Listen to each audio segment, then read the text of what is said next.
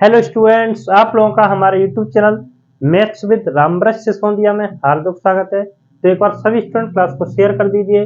और आज हम एक नया टॉपिक आप लोगों के सामने शुरू करेंगे मैथ्स का, जिसका नाम होगा क्षेत्रमति या मेंस्ट्रुएशन। तो हम इसके आज फॉर्मूले जानेंगे। आप जितने भी सवाल करोगे तो उसमें आपको फॉर्मूलों की जरूरत पड़ेगी। फॉर्मूले में सब बेटा वैसे वैसे आप रटते हो तो रटने में आप लोगों को दिक्कत आती है ना।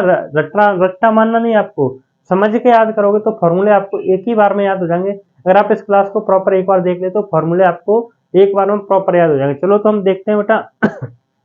तो सबसे पहले हम जानेंगे त्रिभुज के फॉर्मूले। आज हम 2D फिगर के फॉर्मूले सारे कर लेंगे बेटा। ठीक है, अगली क्लास में 3D फिगर के देखेंगे, कोशिश करेंगे अगर इसी में हो जाएंगे 2D 3D के तो इसी में कर देंगे। ठीक है, तो त्रिभुज है, त्रिभुज का आप जानते हो। त्रिभुज क्या होता है? ऐसी आकृति तीन भुजाओं से बंद आकृति होती है, उसे हम क्या कहते हैं बेटा? त्रिभुज कहते हैं। जैसे मैंने कहा ए, बी और सी। ठीक है, त्रिभुज के तीनों कोणों का योग 180 डिग्री होता है। इसके बाद जानते हैं, मैंने कहा ए के सामने की भुजा ए का, बी के सामने की बी का, सी के सामने की सी का। तो सबसे पहले बात आती है परिमाप या परिधि, या आप कह सकते हो पेरीमीटर। तो मैं पूछो बेटा त्रिभुज का परिमाप क्या होता है? तो परिमाप होता है तीनों भुजाओं का योग। परिमाप का मतलब सीधे ही जो भी आपके पास क्या है, जो भी फिगर है उसे क्या कर लो आप, उसके सभी तरफ क्या कर दो आप, चक्कर काट दो। तीन त्रिभुज है तो तीनों भुजाओं पर चक्कर काट दो। तो पहले इस भुजा पर कितनी दूरी तय की आपने? ए।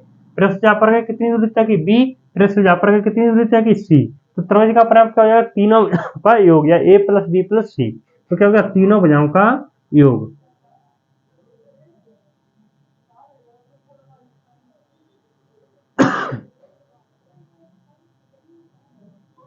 इसके बाद में इसका क्षेत्रफल पूछता हूं आपसे, एरिया पूछता हूं। क्षेत्रफल क्या होगा? तो क्षेत्रफल एक तो आपको होता है हीरो फॉर्मूला। तो हीरो फॉर्मूला क्या होता है? अंडर में एस, एस माइनस ए, एस माइनस बी और एस माइनस सी। ठीक है बेटा। अब बात आती है कि एस क्या होता है? तो एस आपका होता है सेमी पेरीमीटर। एस बराबर होता है आपका ए प्लस बी प्लस सी बटे दो, यानी तीनों भुजाओं का आधा। तीनों भुजाओं का योग क्या होता है? आधा होता है। ये आपका हो गया क्षेत्रफल। क्षेत्रफल के बाद बेटा इस पे एक क्षेत्रफल और होता है। और क्या होता है? एक बट्टे दो आधार गुणा ऊंचाई, बेस इंटू हाइट। क्या होता है? एक बट्टे दो आधार गुणा ऊंचाई, आप कह सकते हो बेस इंटू हाइट। ठीक है, एक बट्टे दो आधार गुणा ऊंचाई। ठीक है, इसे हम क्या समकोण त्रिभुज का भी क्षेत्रफल कहते हैं। जो समकोण त्रिभुज होता है बेटा, ऐसा त्रिभुज जिसका एक कोण कैसा हो? समकोण हो। ठीक है, एक कोण कितने डिग्री का हो? 90 डिग्री का हो। उसका भी क्षेत्रफल क्या होगा आपका? एक बट्टे दो बेस इंटू हाइट, यानी आधार गुणा ऊंचाई। कसका ये कौन सा त्रिभुज हो गया बेटा? आपका समकोण त्रिभुज। कौन सा त्रिभुज है ये? समकोण त्रिभुज, जिसमें आपकी पाइथागोरस प्रमेय लगती है। मैं पूछूं पाइथागोरस प्रमेय क्या होती है? मैंने कहा ये भुजा ए है, ये भुजा बी है, ये भुजा सी है। तो आप कह सकते हो बेटा पाइथागोरस प्रमेय होगी ए वर्ग प्लस बी वर्ग बराबर होगा सी वर्ग के।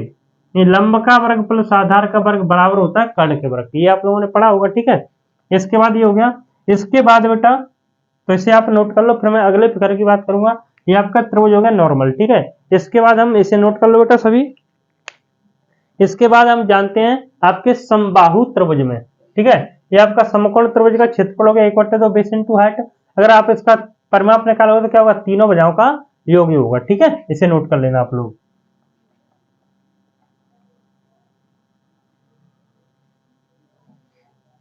इसके बाद आता है बेटा आपका समबाहु त्रिभुज। तो समबाहु त्रिभुज जानते हो, ये आपका क्या होता है बेटा? कि जिसकी तीनों भुजाएं बराबर हों और प्रत्येक कोण कितने डिग्री का होता है? 60 डिग्री का होता है। प्रत्येक कोण कितने डिग्री का होता है? 60 डिग्री का होता है आपका। ठीक है, और प्रत्येक भुजा कैसी होगी? बराबर होगी। तो इसका आप परिमाप निकालोगे तो तीनों भुजाओं को आप जोड़ोगे बेटा, तो तीनों भुजाएं ए ए ए, तो क्या हो जाएगा? 3a हो जाएगा। या कह सकते हो तीन गुणा भुजा कह सकते हो, या क्या कह सकते हो आप? तीन गुणा भुजा कह सकते हो। तो हो गया परिमाप। ठीक है, इसके बाद इसका क्षेत्रफल होता है बेटा तो अंडर 3/4 भुजा स्क्वायर। ठीक है, या ए स्क्वायर कह सकते हो। इसकी जो ऊंचाई होती है, हाइट होती है, लंबाई होती है, वो क्या होती है? Under 3/2a। Under 3/2a। ठीक है बेटा, तो इसे आप कर सकते हो, इसे करो नोट।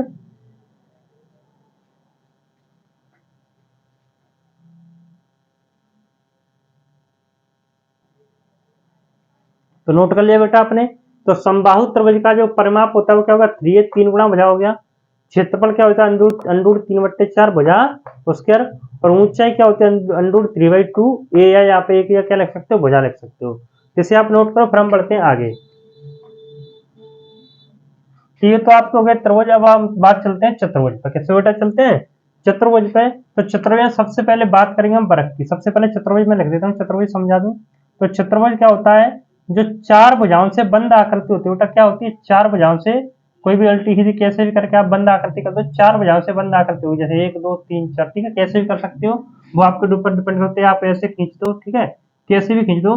जो चार भुजाओं से बंद आकृति होती है उसे हम क्या कहते हैं चतुर्भुज कहते हैं। और चतुर्भुज के चारों कोणों का योग, ये एक्स लिख दिया, ये वाई लिख दिया, ये ए बी सी डी लिख दिया, मैंने ये ए है, ये बी है, ये सी है और ये डी है। तो चारों कोणों का योग कितना होता है बेटा ए बी सी डी। चतुर्भुज के चारों कोणों का योग होता है आपका 360 डिग्री, ठीक है। तो चतुर्भुज के अंदर आप चलते हैं, सबसे पहले बात करता हूँ बेटा वर्ग की। वर्ग या स्क्वायर। तो वर्ग या स्क्वायर क्या होता है, तो वर्ग बेटा आपका होता है ऐसी आकृति जो चार भुजाओं से बंद है, और चार भुजाएं आपकी कैसी हैं बराबर हैं, और प्रत्येक कोण कितने का होता है 90 डिग्री का। प्रत्येक कोण 90 डिग्री का होगा। प्रत्येक कोण कितने का होगा 90 डिग्री का होगा, और चारों भुजाएं कैसी होंगी बराबर होंगी। तो सबसे पहले बात आती है परिमाप। किसकी बात आती है बेटा, परिमाप या परिधि। तो परिमाप क्या होता है आपका 4a या 4 गुणा भुजा। क्या होता है 4a या 4 गुणा भुजा, ये आपका क्या होता है परिमाप होता है 4a, ठीक है। 4a या 4 गुणा भुजा, ये आपका हो गया परिमाप। तो परिमाप मैंने अभी बताया था कि चारों तरफ से घेरोगे आप, तो 1a 2a 3a और 4a, तो परिमाप क्या होगा 4a। इसके बाद इसका क्षेत्रफल क्या होता है, तो क्षेत्रफल होता है आपका भुजा स्क्वायर, क्या होता है भुजा का वर्ग। इसके बाद बात आती है विकर्ण की। तो विकर्ण बेटा क्या होता है, विकर्ण होता है √2a, √2 गुणा भुजा, ये को हम क्या लिखते हैं भुजा लिखते हैं। ये कैसे है बेटा, देखो ये आपके पास वर्ग है, ये भुजा ए है, ये भुजा ए है, ये आपका विकर्ण होता है, इसे निकाल लो चाहे निकाल लो इसे, ठीक है, ये आपके विकर्ण होते हैं। तो आपको पता है बेटा कि आपका 90 डिग्री का है, ठीक है। तो आप जानते हो ये भुजा मान लिया आपने सी, तो सी का वर्ग बराबर क्या हो जाएगा ए वर्ग प्लस ए वर्ग, ठीक है। तो सी वर्ग बराबर 2a स्क्वायर, तो सी बराबर क्या हो जाएगा 2 √2, और ये स्क्वायर का करोगे तो ये √2a। तो आप डायरेक्ट लिखना चाहते हो डायरेक्ट लिख लो, ठीक है। तो ये आपका होगा बेटा किसके फॉर्मूले, वर्ग के। वर्ग का परिमाप क्या होगा 4 गुणा भुजा होगा, वर्ग का क्षेत्रफल क्या होगा भुजा वर्ग होगा, वर्ग का विकर्ण क्या होगा √2a होगा, ठीक है। इसे नोट करो, फिर बढ़ते हम आगे। नोट करो बेटा, जैसे स्क्रीनशॉट लेना वो स्क्रीनशॉट ले सकता है, ठीक है।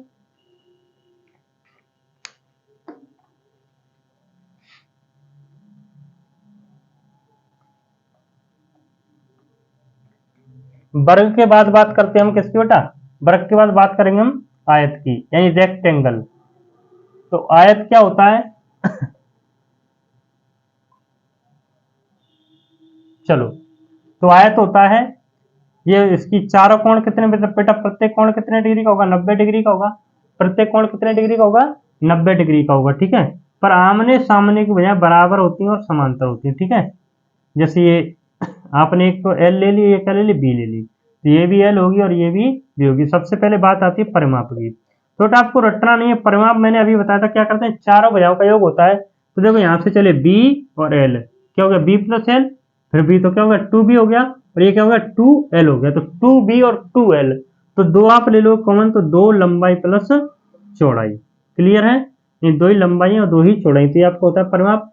क्षेत्रफल क्या होता है, क्षेत्रफल होता है आपका लंबाई गुणा चौड़ाई l इंटू बी। इसके बाद आती है विकर्ण। तो विकर्ण बेटा आप जानते हो 90 का एंगल है, तो ये क्या हो जाएगा अंडूड में l square plus B square, चाहे इधर से निकाल लो। तो विकर्ण क्या हो जाएगा अंडूड में l square plus B square, ठीक है। तो ये बेसिक्स फॉर्मूला बेटा जो आपको जरूरत पड़ती है, इसे नोट कर लो, फिर बढ़ते हैं आगे। चलिए आयत के बाद हम बढ़ते हैं बेटा समांतर चतुर्भुज। कौन सा चतुर्भुज, समांतर चतुर्भुज। तो जो समांतर चतुर्भुज बेटा वो होता है हमारी जिसमें आमने सामने की कोई भी दो भुजा कैसे होंगी बराबर हो, आमने सामने भुजा कैसे होंगी समांतर और बराबर होंगी, यानी ये एक्स है तो ये भी एक्स है, और ये बाई है तो ये भी बाई है। आमने सामने भुजा कैसी बराबर और समांतर होती हैं, पर जरूरी नहीं है कि प्रत्येक कोण 90 डिग्री का हो, ठीक है। प्रत्येक कोण 90 का हो जाएगा फिर तो आपका आयत हो जाएगा। तो इसका आप परिमाप निकालोगे, क्या निकालो बेटा? परिमाप। तो परिमाप क्या होगा? देखो 2 इंटू संलग्न भुजाओं का योग, ये x ये y, तो ये देखो x x 2x हो जाए, y और y तो चाहे तो लिखेंगे 2x प्लस वाई, या कह सकते हैं 2 इंटू संलग्न भुजाओं का योग, संलग्न भुजाओं का योग। क्लियर है बात सभी को? तो जितने भी आपके यूपी पुलिस और आर्मी वाले स्टूडेंट हैं इस क्लास को सभी स्टूडेंट शेयर कर देना, क्योंकि ये आर्मी और यूपी पुलिस के लिए बहुत ज्यादा महत्वपूर्ण बेटा। आर्मी में तो इसके बहुत डायरेक्ट पक्ष पूछ लेता है फॉर्मूला वाले, ठीक है। अभी जो अग्निवीर की भर्ती है तो उसके लिए इसका क्षेत्रफल बेटा होता है, क्षेत्रफल की बात करेंगे तो क्षेत्रफल होता है आपका आधार गुणा ऊंचाई, आधार गुणा ऊंचाई। तो इसे आप नोट कर सकते हो, जो स्क्रीनशॉट लेना चाहे वो स्क्रीनशॉट ले लो, ठीक है। समांतर चतुर्भुज हो गया आपका।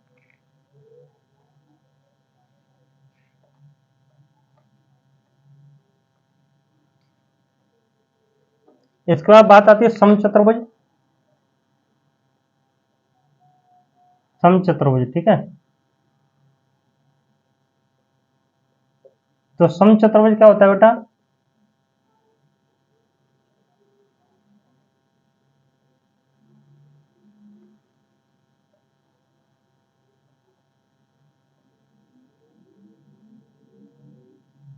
ऐसे मान लो पतंग के आकार में होता है, ठीक है। तो इसमें हम क्या कहते हैं बेटा? इसमें भी आमने सामने की भुजाएं कैसे होती है? समांतर होती हैं, और प्रत्येक भुजा कैसी होती है? बराबर होती है। चारों भुजाएं कैसी होंगी? बराबर होंगी। और आमने सामने की भुजा कैसी होती है? समांतर होती है। आमने सामने भुजा कैसी होती है? समांतर होती है। तो इसका जो परिमाप होगा, परिमाप तो इसका भी 4 हो जाएगा। परिमाप क्या होता है? 4 होता है। और इसका क्षेत्रफल क्या होता है? आधार गुणा ऊंचाई होता है, ठीक है। आधार गुणा ऊंचाई। तो ये डायरेक्ट फॉर्मूले आ जाते हैं, इसके प्रश्न कराएंगे तब आपको हम समझाएंगे क्या होता है, कैसे होता है, ठीक है। तो परिमाप क्या होता है? 4h 4 गुणा भुजा। क्षेत्रफल क्या होता है? आधार गुणा ऊंचाई। समान समचतुर्भुज के बाद बेटा हम बढ़ते हैं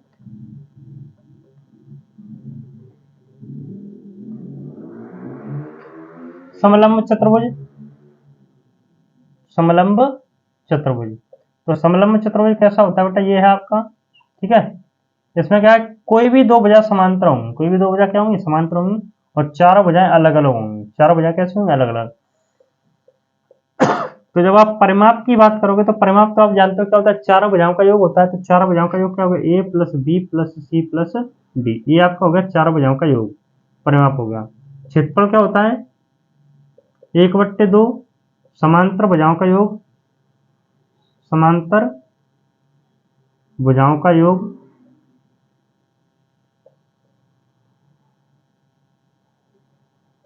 गुणा ऊंचाई, ठीक है। जैसे ऊंचाई यहाँ पे हम डाल सकती है, एच लिख ली, ये यहाँ पे कहीं एच आ सकती है, ठीक है बेटा, या यहाँ पे आप नया एच डाल ली। तो समांतर भुजाओं का योग यानी ए प्लस सी, समांतर भुजाएं जो हो और बीच में जो ऊंचाई वो, तो 1/2 समांतर भुजाओं का योग गुणा ऊंचाई। तो आपके चतुर्भुज खत्म होते बेटा। तो हमने त्रिभुज खत्म कर लिया, चतुर्भुज खत्म कर लिया। अब बात चलती है किस पे? वृत्त पे।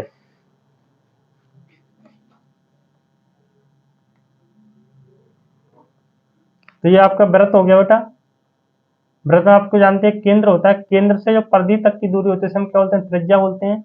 और परिधि से परिधि तक की दूरी को हम क्या बोलते हैं बेटा? ऐसे क्या बोलते हैं? जीवा बोलते हैं, ठीक है। इसे क्या बोलते हैं? त्रिज्या बोलते हैं। और ये पूरी दूरी जो परिधि से परिधि तक की दूरी जब केंद्र से होकर जाती है इसे क्या बोलते हैं? व्यास बोलते हैं। क्या बोलते हैं बेटा? व्यास बोलते हैं। तो एक तो व्यास बराबर क्या होता है? 2 गुणा त्रिज्या। ये एक त्रिज्या, ये एक त्रिज्या, ये तो 2 गुणा त्रिज्या हो गया। 2 त्रिज्या से मिलकर आपको क्या बनता है? व्यास बनता है। तो एक बात और कह सकते हैं, व्यास होता है त्रिज्या का 2 गुना होता है, ठीक है बेटा। इसके बाद इसकी परिधि पूछें तो परिधि क्या होती है? 2 पाई आर होती है। क्या होती है बेटा? 2 पाई आर। पाई का मान कितना होता है? 22/7 यानी 2 पाई आर। क्षेत्रफल क्या होता है? पाई आर स्क्वायर, ठीक है बेटा। तो इसे आप नोट कर सकते हो। तो ये आपका 2D फिगर के सारे फॉर्मूले हो गए। तो इससे सभी स्टूडेंट क्लास को शेयर कर देना, नोट कर लेना और चैनल को सब्सक्राइब कर लेना। चलिए तो आज के लिए हम इतना ही रखते हैं। सभी स्टूडेंट इन फॉर्मूला को जरूर याद कर लें। फिर हम अगली क्लास में 3D फिगर के फॉर्मूले देखेंगे, ठीक है। उसके बाद आपके मेंसुरेशन के सवाल करेंगे। Thanks for watching, bye, take care, have a good day.